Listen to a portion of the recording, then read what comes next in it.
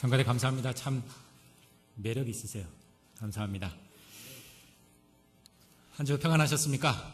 오늘 이 아침에도 한 사람 한 사람 우리 얼굴들이 해를 바라보면서 방긋드는 우리 해바라기처럼 하나님 바라보시면서 우리 삶에 지치고 또 삶의 무더위에 힘들어했던 우리 찌들고 주름진 우리 마음들 활짝 펴지는 그러한 시간 되기를 소망합니다. 여름이다 보니까 여기저기 피서를 떠나시는 분들도 있는데 예전 같지 않아서 요새는 국내로 이렇게 가시는 분들도 있지만 점점 이제 해외로 이렇게 가시는 분들도 종종 있는데요. 여러분들 혹시 프랑스 파리 하면은 이 건축 구조물 중에 뭐가 연상이 되시나요? 에펠탑. 거의 에펠탑이 이렇게 연상이 될 것입니다. 그런데 우리가 잘 알듯이 이 에펠탑이 처음부터 그 파리 시내에 이렇게 건축될 때부터 환영받지 못했다라는 그러한 사실이 있습니다. 프랑스 대혁명 기념하면서 100주년 기념하면서 이제 프랑스 정부가 이제 파리 한복판에 에펠탑을 이렇게 건설하려고 하니까 예술가뿐만 아니라 많은 시민들이 반대를 했어요. 아주 심한 반대에 부딪혔어요. 왜냐하면 이 파리라는 고풍스러운 이러한 도시에 이 철골 구조물을 그 가운데 딱하니 세운다라는 것이 이 시민들에게는 너무나 흉측하고 거추장스럽게 보였어요. 그래서 모두 다 반대를 했는데요. 프랑스 정부가 그러면 20년 후에 철거한다라는 그런 약속을 하고 건축을 시작했습니다. 시공을 하고 이제 착공을 했어요. 그런데 이제 점점 지어지고 또 완공된 모습을 보면서요. 시민들이 눈에 시간이 지나면서 익숙해지기 시작을 했어요.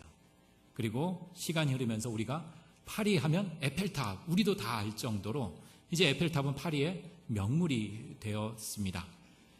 이를 두고 에펠탑 효과라고 하더라고요. 우리가 쉽게 이야기하면 노출 효과라는 그러한 말입니다. 처음에는 낯설어요. 그래서 거북스러워요. 좀 밀어내고 싶어요. 그러한 대상이 우리에게 자꾸 노출이 되면은요, 이 비호감이 호감으로 바뀌고 정이 들고 친근하게 이렇게 다가온다라는 것입니다. 이를 입증하듯이 한 12명의 얼굴 사진을 아주 무작위로 보여줬어요. 사람들한테. 그리고 얼마나 호감이 있는지를 시험해 봤는데요. 시험 결과는 이렇습니다. 전혀 모르는 사람이지만 사진을 보여주는 횟수가 증가함에 따라서 호감도도 이에 맞춰서 함께 증가한다는 거예요. 우리 결혼 안 하신 분들 이렇게 하면 참 귀찮죠. 누가 이렇게 사진 이렇게 건네잖아요. 그건 한번 보는 게 아니라 뭐예요? 갖고 두고 보라는 거 아니에요. 보다 보면 어때요? 정들고 호감들지 않을까라는 그러한 생각 말입니다. 여튼 전혀 모르는 사람의 사진이라도 자꾸 보게 되면은요, 이게 친근하게 다가온다라는 거예요. 아직 혹시 저에 대한 불편함이나 또 저에 대한 좀 비호감이라고 혹시 생각하시는 분이 있으면은요, 그럴수록 피하지 말고 자주 만나요. 그리고 좀 자주 뵐게요. 괜찮으시죠? 많은 분들이 아직도 저를 비호감으로 생각하시나 보네.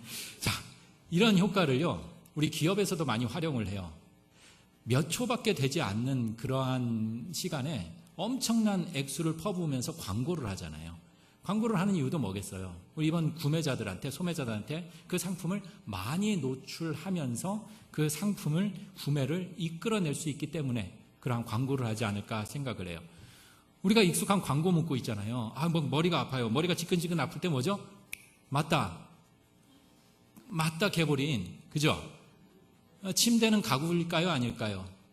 침대는 가구가 아니고 과학이래요. 그죠? 빨래는 피존. 이게 그냥 간접 광고를 하고 있는데, 우리 또 빨래 얼룩 제거에 우리 박동석 집사님 한국 법인으로 참 힘든 그 일을 수행하고 계시는데요. 우리 집에 하나씩 다 있는 빨래 얼룩 제거에 뭘까요? 옥시크린. 이렇게 어떻게 보면 우리가 드라마나 영화에서도 이렇게 간접 광고, PPL이라고 그러죠. 이렇게 하면서 일부러 사람들의 눈에 많이 노출을 시켜요. 그러면 사람들이 호감을 갖고 정을 갖게 된다라는 사실입니다. 나태주 시인의 풀꽃이라는 시에 이런 표현이 있어요. 자세히 보아야 이쁘고 오래 보아야 사랑스럽대요. 우리 자세히 보고 오래 보는 그러한 관계 되시기를 소망합니다. 이러한 것이 우리 신앙인 생활에서도 이런 효과 볼 수 있지 않을까 생각해 봐요. 우리가 아는 것보다 모르는 것이 더 많고요. 때로는 이해되지 않는 부분도 있지만 우리 하나님 말씀 더 자주 보고 더 자주 만나다 보면은 어느새 우리들의 삶에 더 가까이 친근하게 다가오는 우리 하나님 만날 수 있으리라 믿습니다. 그런 의미에서 우리 예배가 참 소중한 것 같아요. 그리고 우리가 피치 못할 사정으로 예배를 드리지 못하더라도 우리가 각자 있는 그 자리에서 기도의 시간, 또 말씀을 살아내는 시간, 찬양의 시간, 이러한 시간을 가까이 해야 우리가 더욱 하나님께 친근하게 다가가고 만날 수 있으리라 확신합니다. 자, 이 시간 우리 좀 더 자세하게, 좀 더 깊숙이 우리 하나님 말씀 들여다보면서 우리 하나님의 마음이 얼마나, 우리를 향한 그 마음이 얼마나 아름다운지 우리가 또 깨닫고 하나님의 마음을 담아낸 말씀 따라 살아가겠노라 결단하는 그러한 시간이 되기를 소망하면서요, 오늘 본문은 여호수아 5장에서 무려 12장까지의 말씀을 나누고자 합니다. 모처럼 교회 오신 분이나 이제 지난주에 안 오신 분은 와, 이게 뭐 이렇게 본문이 이렇게 길어, 이렇게 생각하실 수 있겠지만, 나오신 분들 다 아시죠? 다 준비되셨죠? 네, 이 정도 5장에서 12장 이미 생소하지 않고 익숙하고 친근한 줄 믿습니다. 한 주 동안 우리 말씀과 함께 만나는 시간 가지셨죠? 좀 아멘 타이밍이 조금 늦었는데 가지셨죠? 네. 자, 그러면 우리 이 시간 하나님 말씀 자주 만나보고 자주 보고 자주 생각하는 그러한 시간을 갖기 위해서 하나님의 말씀, 그러다 보면 우리에게 소중한 의미와 가치를 던져주고 우리에게 삶을 이끄는 귀한 힘이 되리라고 믿는데요. 자, 이제 지난 시간에 이제 드디어 요단강을 건넜습니다. 하나님의 임재를 상징하는 그 법궤를 앞세워서 두렵고 떨리는 마음은 뒤로 하고 하나님 앞장 세워서 그 요단강을 건넜습니다. 그리고 가나안 땅에 입성했어요. 그런데 눈앞에 펼쳐지는 풍경이 있어요. 그 풍경은 뭐냐 하면 바로 여리고성 성벽이 눈앞에 쫙 펼쳐져 있습니다. 이 여리고 성벽을 넘어가야만 해요. 그 성벽을 바라보면서 다시 요단강에 발을 담궈서 광야로 돌아갈 수도 없고, 우리가 잘 알듯이 요단강을 여리고성을 넘어가자니 그 여리고성이 전하는 그 위용과 그 무서움에 주눅이 들었습니다. 이러지도 못하고 저러지도 못하고 나가지도 못하고 물러서지도 못하는 그러한 형국이에요. 우리 여러분들 혹시 운전하시다가 아주 좁은 시골길 이렇게 가다가 앞에서 차 와서 이렇게 딱 마주대한 적 있죠? 그러면 뒤로 후진하려니 내가 운전 실력이 좀 모자라서 뒤 논두렁에 처박을 것 같고 앞차는 비껴주질 않고요. 어쩌면 이렇게 나가지도 뒤로 물러서지도 못하는 그러한 처지에 지금 봉착해 있습니다. 물론 오늘 말씀은 이런 일상의 우리의 소소의 그런 진퇴양난의 삶이 아니라요, 온 삶이 걸린 그런 절체절명의 순간이었습니다. 우리도 삶을 살다 보면 여리고성 같은 그러한 큰, 내가 감히 감당할 수 없는 그러한 무게함에 짓눌 때가 있어요. 건강의 여리고성, 경제적인 여리고성, 가정의 문제의 여리고성, 여러 가지 이런 여리고성을 만나는데요. 여러분들 어떻게 하시겠어요? 여리고성으로 직진이에요? 아니면 요단강으로 발을 담그고 정망막한 광야로 다시 후진하시겠어요? 여러분들은 어디 선택하시겠어요? 직진? 후진? 직진요? 자신 있으세요? 감당할 수 있으세요? 야, 여러분들 대단하시네. 직진. 그럼 성경은 어떻게 말씀하고 계실까요? 성경은 직진일까요? 후진일까요? 직진. 여리고성 직진입니다. 못 먹어도 고. 예, 고. 신앙인들 무조건 앞으로 전진, 직진, 밀어붙이기. 익숙합니다. 왜요? 이렇게 얘기하잖아요. 이렇게 고백하잖아요. 하나님 도와주시는데, 하나님이 알아서 다 해주시는데 후진하려고 하면 어때요? 야, 왜 그렇게 믿음 없어 너? 하나님이 다 알아서 해주신대. 야, 무조건 못 먹어도 가는 거야. 그냥 직진. 앞으로 향해 돌진하는 그러한 직진 본능 갖고 있는지도 모릅니다. 그러면서 우리가 여리고성 무조건 직진하여 넘어뜨린 그러한 승리의 쾌절을, 승전가를 이렇게 부르곤 합니다. 하지만 오늘 성경은 그 승전가를 부르기 전, 못 먹어도 고 직진하기 바로 전 무조건적인 직진에 앞서 잠시 제동이 걸리고 있습니다. 지금 빨리 목표 달성해야 돼요. 지금까지의 광야 40년, 그리고 요단강 힘겹게 고생하면서 여기까지 왔어요. 이제 두 다리 쭉 펴서 이제 편안하게 좀 살고 싶은데 뭐가 또 복잡하게 이게 남았다라는 거예요. 여리고성이 얼마나 강한 초롱성이고 넘기 힘든 곳인지는 부연 설명하지 않겠어요. 퍼센테이지로 하더라도 이스라엘 백성들이 여리고성을 넘어갈 수 있는 것은 제로, 불가능입니다. 가능성이 없어요. 우리나라하고 미국하고의 경제력, 군사력, 비교를 그걸 넘어서는 그러한 가능성입니다. 그런데 그러한 불가능을 맞이한 이들에게 오늘 이해할 수 없는 작전 계획이 펼쳐지고 있습니다. 여러분들 다 오늘 본문 말씀 읽어보셔서 아실 거예요. 그죠? 네, 다 아실 거라고 생각을 하는데요. 5장 2절, 5장 이하의 말씀에서 하나님께서 여호수아에게 말씀을 하셔요. 자손들에게 뭐를 하라고요? 할례를 행하라고 명령하십니다.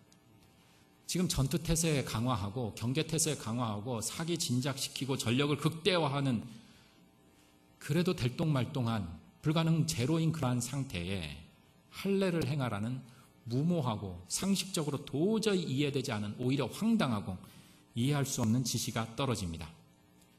만일 여러분들 이제 전쟁을 치러야 돼요. 이제 당장 전쟁을 치르는데요. 이 군사들 모두 비뇨기과로 데려가서요, 죄송해요, 포경수술 시킨다고 생각해 보세요. 우리 남자분들은 좀 그 고통 좀 아시리라 생각이 드는데요. 일주일 동안 힘들어요. 아파요. 생사를 도려내는데 그게 멀쩡하겠어요? 이런 지휘관의 지시가 맞는 지시일까요? 이런 지시는 전쟁을 준비하는, 전쟁을 위한 지침이 될 수도 없고요. 한 조직이나 공동체를 이끌어가는 지도자의 모습이 될 수가 없습니다. 그렇습니다. 성경은 우리에게 어떤 전쟁의 병법이나 방법, 그리고 어떤 조직을 이끌어가는 리더십, 그런 것을 말하고 있지 않습니다. 우리들의 상식, 이성에 호소하고 우리가 그렇구나 설득시켜서 이해를 구하고자 하는 것이 아닙니다. 성경의 말씀은 우리에게 우리들의 믿음을 요구하십니다. 여러분들, 할례가 무엇일까요? 그래서 포경수술이라고 할 수 있겠지만, 할례라는 것은 이스라엘 백성들이 하나님의 백성이 되는 하나의 예식이에요. 오늘 본문 5장 2절 이하에도 광야에서 할례를 받았던 그 세대가 어떻게 해요? 다 죽었어요. 그리고 지금 가나안 땅으로 들어갈 세대들은 할례를 받지 않는 세대들이에요. 그거를 말하면 뭐냐면 하나님과의 백성이라는 그러한 예식, 신호, 표시가 없다라는 것입니다. 그러기에 오늘 이 백성들에게 할례를 행하라고 명령하십니다. 하나님의 백성이라는 것을 몸에 새겨놓은 그 표시, 곧 나는, 그리고 우리는 누구다? 하나님의 백성이다라는 그 선포가 바로 할례 속에 담겨져 있습니다. 결국 이 말씀은 여리고성이라는 문제 해결, 목표 달성, 이것이 문제가 아니라 가장 우선순위는 내 흩어지고 내 제대로 서지 않은, 깨져버린 하나님과의 그 관계 회복이 우선이라는 사실이에요. 내가 누구인지, 그리고 나는 누구의 백성인지, 누구의 자녀인지를 먼저 깨닫게 하는, 그것이 먼저 중요하다는 것을 역설하고 있습니다. 그러기에 저 철옹성 넘는 그것이 문제가 아니라 지금 하나님과의 관계가 더 소중하다는 거예요. 경제적으로 궁핍하고 참 힘든 시기를 보내던 한 가정이 있었어요. 그러다 보니까, 경제적으로 힘들다 보니까 어때요? 가족들 간의 불화도 깊어지고요, 갈등도, 그래서 싸움도 잦아집니다. 그렇게 관계가 깨지고 붕괴의 위기에 처하던 어느 날, 지난주에 이어서 로또 1등에 당첨이 되었습니다. 지난주도 또 로또 1을 하더니만 로또 1등에 당첨이 됐어요. 인생 역전의 승리를 맞이했습니다. 분명 그 가정은 경제적인 이유로 파괴가 되었습니다. 돈이 없어서, 궁핍해서. 자, 그렇다면 어떨까요? 우리가 생각하기엔 경제적인 문제가 해결이 되었기 때문에 이제 그 가정은 행복하겠구나라고 생각할지 모르지만, 그것은 우리의 상상일지 모르지만 소원 성취가 도리어 가정의 붕괴를 가속화시킬 수도 있습니다. 왜냐하면 아무리 목표가 달성되었더라도 이전부터 어때요? 변화되지 않은, 그 회복되지 않은 관계가 지속되기 때문입니다. 눈 가리고 아웅이에요. 온전한 관계가 회복되거나 정립되지 않은 상태에서 지금 당장 눈앞에 있는 문제가 해결된다고 그래요. 그때는 좋을지 모르지만 궁극적으로 또 다른 어려움이 봉착하면 그 어려움은 배가 된다라는 것입니다. 해바라기가 해를 보지 못하면요 축 처져 있어요. 그러다가 해를 바라보고 해를 기억하고 해를 가까이 하면 어떻게 될까요? 금세 활짝 꽃을 피우듯이 하나님 바라보면서 늘 가까이 생각하고 자주 만나는 것입니다. 그렇게 하나님은 할례를 통해 이스라엘 백성에게 전하고 있어요. 넌 누군지 아니? 부질없이 다른 거 보면서 아파하고 비교하고 애달파하지 말고 나 바라봐. 하나님 바라봐. 이렇게 말씀하고 계십니다. 우리가 하나님의 자녀라는 그 생각으로 살아가는 이는요, 혹 인생에서 어려움 닥칠 수도 있어요. 큰 시련 당할 수도 있습니다. 하지만 그 마음속에 어떤 마음이 생길까요? 내가 하나님의 자녀, 내가 하나님의 백성이라면, 그래? 내가 하나님의 자녀인데 이렇게 살아서는 안 되지. 이렇게 삶 낭비하면서 살면 안 되지. 내 삶 이렇게 허투루 놔버리면 안 되지. 그 자리에서 일어설 수 있습니다. 반대로 내가 하나님의 자녀라고 고백하고 그렇게 믿고 살아가는 이는 삶의 풍요와 뜻하지 않은 축복이 쏟아질 수 있어요. 그럴 때마다 하나님이 주신 것이기에 그 축복 가운데 분명히 숨겨진 하나님의 사명을 발견하고자 합니다. 그러면서 교만하지 않고 더욱 삶의 의미와 가치를 찾으며 살아가게 된다라는 사실입니다. 자, 여러분들 이쯤 되면은 이제 여리고성 넘어갈까요? 이제 담 넘어갈 자신 있으세요? 조금 배가 고프신 것 같아서 잠시 좀 엉뚱한 생각 좀 해볼까 합니다. 여러분들 하나님 식성 궁금하지 않으세요? 하나님은 즉석밥을 좋아하실까요? 가마솥밥을 좋아하실까요? 우리 밥 짓는 이제 밥을 하시는 이제 만약 주부의 마음이라면 즉석밥이 낫겠죠. 이 더운 날에 무슨 또 가마솥밥이야 이렇게 생각하시겠죠. 그렇다면 좀 질문을 바꾸어서요. 반대로 우리 하나님께서는 우리에게 나에게 즉석밥 주시기를 원할까요? 가마솥밥 주시기를 원할까요? 여러분 드시고 싶으신 거 말고 하나님이 우리에게 어떤 밥을 이렇게 끓여서 이렇게 주기를 원하실까? 뭐 일부 때 했더니만 대부분이 다 가마솥밥 이렇게 얘기를 하시는데요. 근데 요새는 답이 안 나올 것 같아요. 왜냐하면 요새는 즉석밥도 어때요? 너무 잘 나와요. 즉석밥도 너무 좋게 잘 나와서 저희 집에서는 참 많이 또 이거 아내한테 혼나겠는데 요새는 즉석밥도 너무 잘 나와서 단정 지을 수는 없겠는데요. 뭐 잘 모르겠어요. 하나님이 즉석밥을 선호하실지 가마솥밥을 선호하실지. 하지만 하나님께서는요, 밥을 짓는 그 과정, 그 순간 모두 소중하고 그 순간순간에 담겨져 있는 그 하나님의 마음, 우리는 어떨까요? 우리는 그렇게 생각하잖아요. 바쁜데 귀찮은데 배고픈데 뭐 즉석밥이면 어떠고 가마솥밥이면 어때? 그냥 대충 아무거나 그냥 빨리 이렇게 생각할 수 있지만 하나님은 비록 우리에게 그래요. 어떤 때는 빨리 전해주는 이 즉석밥을 렌즈에 돌리시든 아니면 가마솥에 힘겹게 땀 흘리면서 밥을 지으셔도 그 속에서, 그 과정 속에서 나를 향한, 그리고 우리를 향한 그 하나님의 사랑이 담겨져 있다라는 그 사실 잊지 말아야 할 것입니다.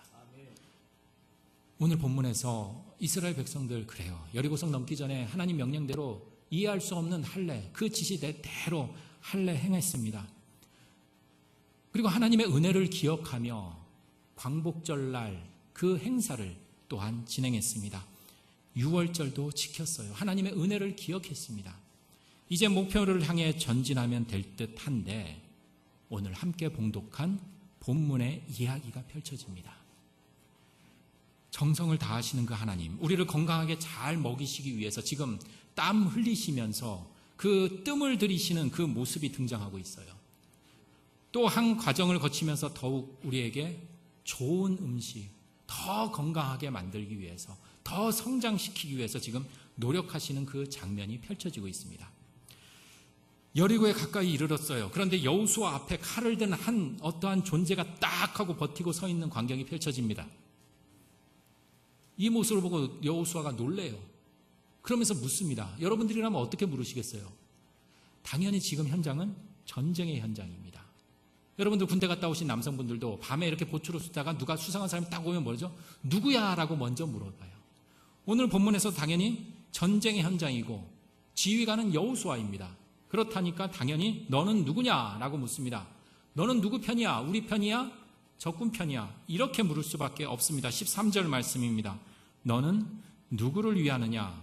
우리의 적들을 위하느냐? 곧 우리를 도와줄 아군인지 적들을 도와줄 적군인지를 지금 묻고 있습니다. 이제 수요일이면 8월 15일 우리 해방 73주년 맞으면서 이제 평화통일 주일로도 오늘은 또 지켜지곤 하는데요. 우리 역사를 이렇게 보면 참 이렇지 않나 싶어요. 엄마와 딸이 그림책을 이렇게 읽다가요. 그림책에 이렇게 사자가 나왔어요. 그래서 좀 짓궂은 엄마가 딸한테 이렇게 질문을 했어요. 만약 사자가 뒤따라오면 어떻게 할래? 그러자 해맑게 웃으면서 딸이 엄마에게 이렇게 이야기를 했어요. 그럼 자동차로 도망가요. 이렇게 이야기를 했어요. 그러자 이제 장난기가 발동해서 엄마가 또 딸에게 또 물어봐요. 그럼 자동차 고장나면 어떻게 할 거야? 그랬더니만 딸이 그러면 나무로 올라갈 거예요. 이렇게 이야기를 했어요. 그랬다면 엄마가 또 뭐라고 했을까요? 사자가 나무로 올라오면 참 아이를 막 코너로 막 몰아가요. 그랬더니만 아이가 이제 울음을 터뜨리면서 엄마에게 소리쳐요. 와 크게 소리 지르면서 도대체 엄마는 누구 편이야? 왜 자꾸 사자 편만 들어? 이렇게 울었어요. 어쩌면 우리 속에는요. 아이 할 것 없이 어른 할 것 없이 모두 다 내 편, 네 편 이렇게 나누는 속성이 있지 않을까 생각해봐요. 우리 한반도의 역사를 봐더라도 어때요? 내 편, 네 편 아군인지 적군인지 이러한 역사를 살아가지 않았나 생각을 합니다. 우리는 사람을 만나도요. 저 사람이 아군인지 적군인지를 식별하려고 해요. 왜일까요? 우리 사는 게 전쟁 같은 삶을 살아서 그러지 않을까 싶어요. 유명한 노래 가사에도 총 맞은 것처럼 사랑하고요. 전쟁 같은 또 사랑이래요. 그렇게 어쩌면 우리들의 모든 것은 전쟁 같은 그러한 삶을 살아가지 않을까 싶어요. 그런 전쟁 같은 삶을 살다 보니 우리는 늘 물어요. 누구 편이야? 누구 편이야? 내 편이 되어주기를 바라지만 내 편이 되어주지 않을 때 우리 마음 어떨까요? 섭섭해요. 그리고 저 사람은 내 편인 줄 알았는데 아니에요. 그러면 어때요? 처음엔 섭섭하다가 점점 화가 나기 시작을 해요. 그러면서 분하기도 하고 갈등하고 아파하기도 합니다. 전쟁 같은 삶에서 아군인지 적군인지 늘 구분하는 그러한 긴장 속에서 살아요. 지금 여호수아도요. 전쟁 같은 그 삶의 한복판에서 그러한 긴장 속에서 자신의 앞에 서 있는 그 사람에게 그 사람의 정체가 내 편인지 네 편인지를 지금 묻고 있습니다. 그러자 14절에 답은 이어집니다.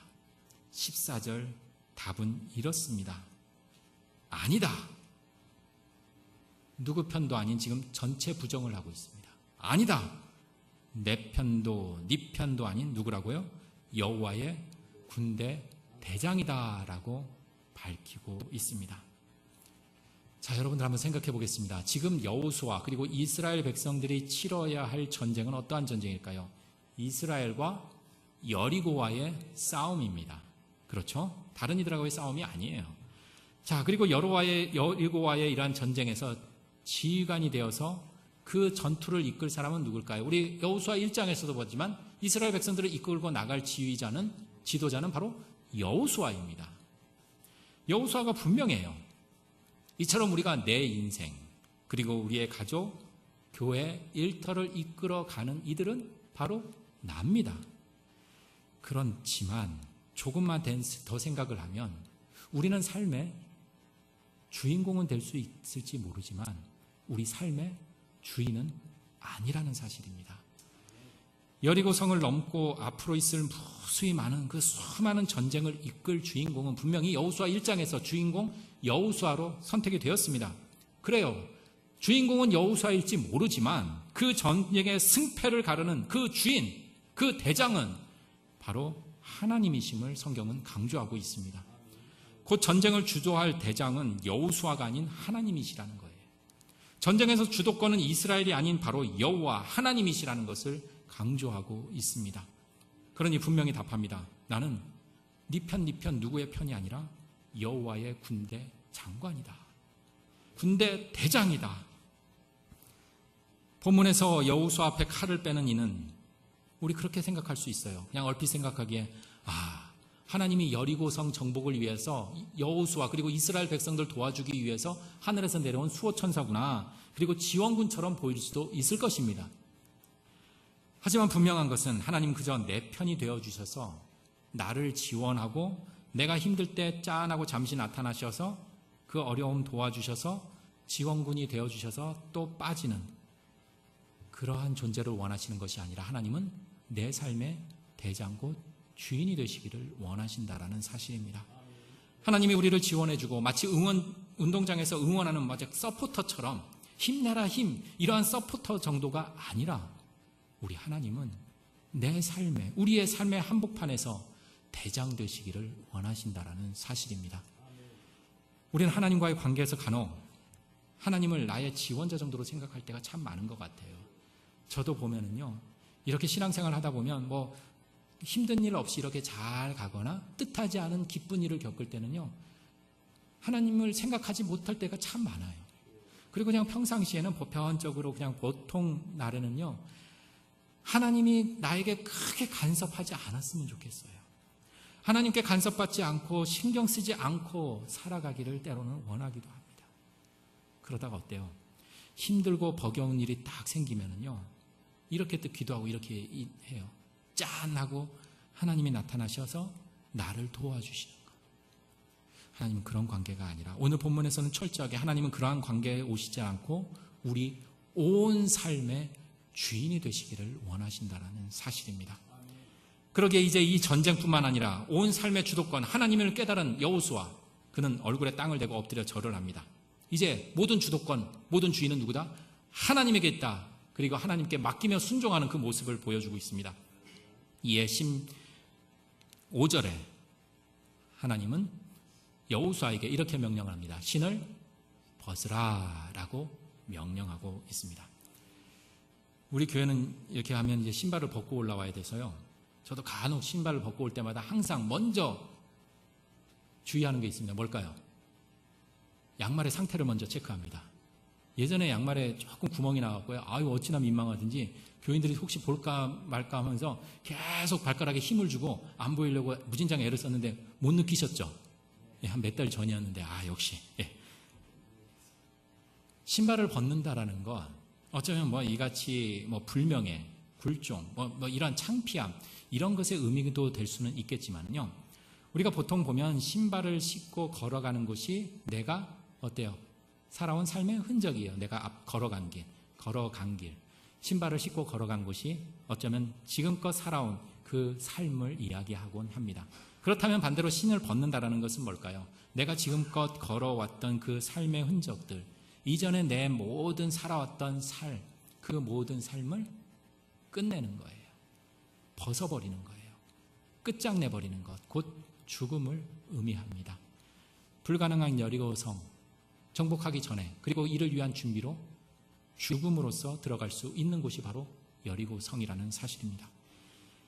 자, 그런데 우리 6장 2절 이후부터 여리고성 정복하는 그 방법을 하나님이 제시를 해주시는데요, 여러분들 어떠세요? 그 모습이 좀 우스꽝스럽고 어처구니 없지 않으신가요?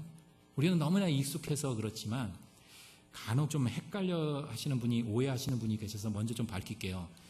저희들 바로 옆에 있는 건물 저희들이 사질 않았어요. 어떤 분은요, 그걸 산 줄 아세요. 예, 제가 설교 시간에 한번 그냥 농담식으로 이렇게 얘기를 했다가 그걸 산 줄 아시는데 안 샀어요. 오해하지 마세요. 자, 그렇다면 여러분들, 저 옆 건물을 우리 교회 걸로 만들기 위해서요, 오늘부터 다음 주까지 이 동네를 한 바퀴씩 돌겠습니다. 여러분들, 저 뒤로 따르시고 이렇게 돌다가 다음 주 주일날 한번 큰 소리로 외칠게요. 그러면 저기가 우리의 것이 될 줄 믿습니다. 그거 보세요. 아무도 아멘 안 하시잖아요. 여러분들 이 말씀 믿을 수 있겠어요? 이 말씀이 얼마나 어처구니 없고 기가 막힌 거예요. 얼마나 우스꽝스러워요. 우리는 너무나 익숙해서 그렇게 7바퀴 돌면, 여러분들 한번 생각해 보세요. 여러분들이 지금 이스라엘 백성이라고 생각을 해보세요. 이 명령 따라서 과연 누가 줄지어서 여리고성 7바퀴 돌겠어요?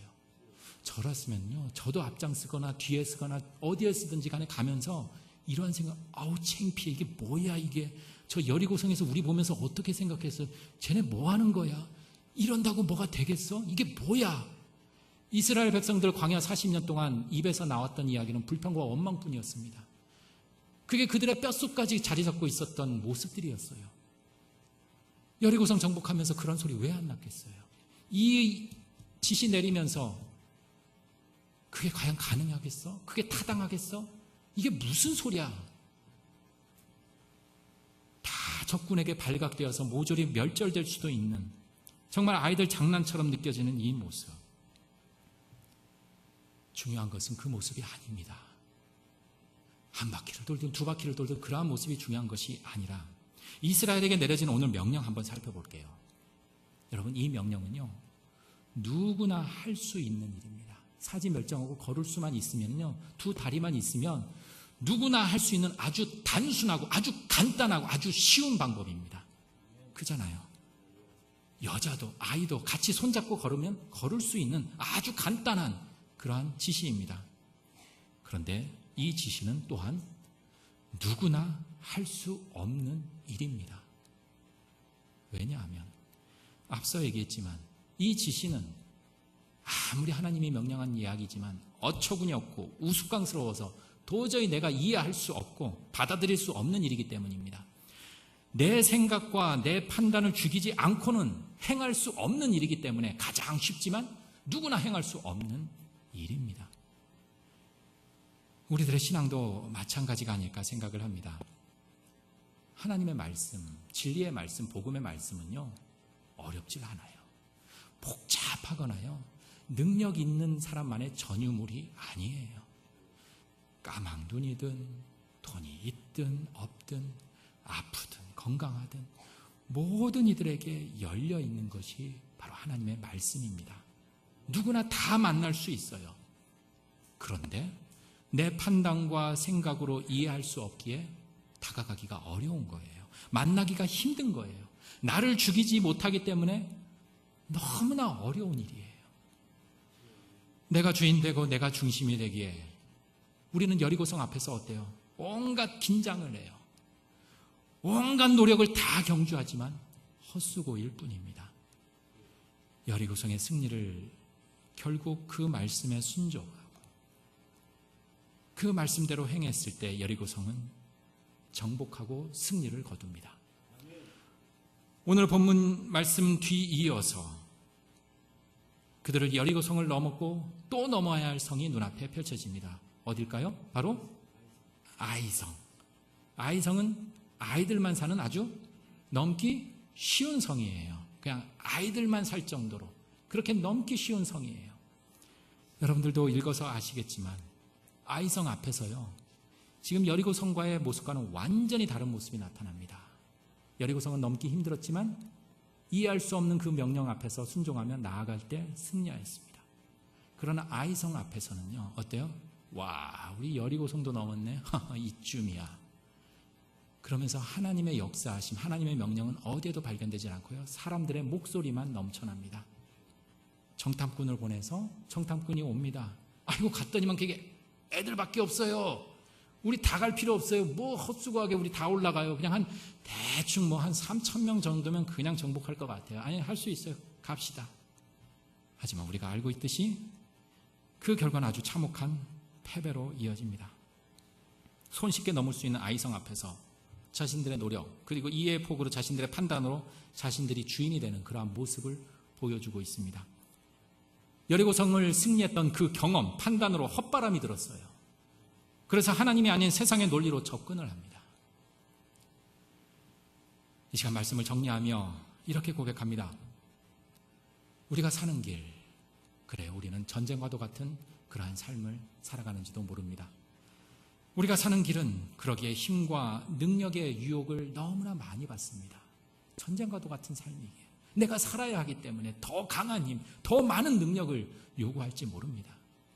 하지만 오늘 말씀 속에서 우리가 사는 길은 힘과 능력의 논리가 아니라 하나님의 은혜와 순종의 논리로 하나님 바라보는 그 하늘 바라기의 삶이 되어야 함을 고백하고 결단하는 한 주가 되기를 소망합니다. 우리가 하나님의 능력, 그 하나님의 손 아래에서 겸손하게 행하면 하나님이 우리를 분명히 높여주시리라 믿습니다. 우리가 걸어가야 할 그 길, 하나님, 우리 하나님 대장 삼아서 나아갔을 때 내 앞에 펼쳐진 그 여리고성 같은 그 철옹성의 승리의 삶이 펼쳐질 줄 믿습니다. 자, 이제 조금 남은 무더위 여러분들 더욱 힘내시고 하나님의 말씀에 좀 더 가까이, 좀 더 자주, 좀 더 만나는 그러한 한 주 되시기를 소망합니다. 어디서 만날까요? 여호수아 13장에서 21장까지의 말씀입니다. 다음 시간에는 구체적으로 요목조목 설명 안 드릴게요. 여러분들 여호수아 13장에서 21장의 말씀과 동행하며 승리하는 한 주 되기를 소망합니다. 함께 기도 드리시겠습니다.